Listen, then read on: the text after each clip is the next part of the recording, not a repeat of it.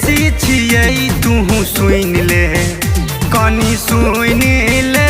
तू नहीं जनमे देहाती के ढंग गए, तू नहीं जनमे देहाती के ढंग गए। हम छियै जिला के दबंग गए, तू नहीं जनमे देहाती के ढंग गए। हम छियै जिला के दबंग गए।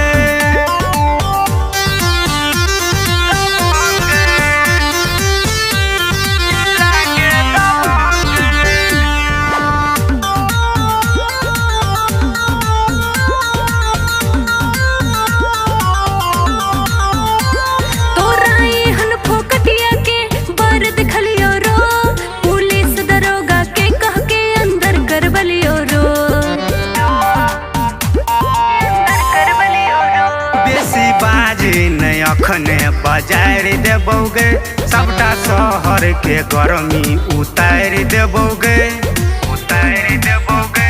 तू देखाबै नहीं शहरी रंग गे, हे गे रंग गे। तू नहीं जनमे देहाती के ढंग गे, तू नहीं जनमे देहाती के ढंग गे। हम छियै जिला के दबंग गे, तू नहीं जनमे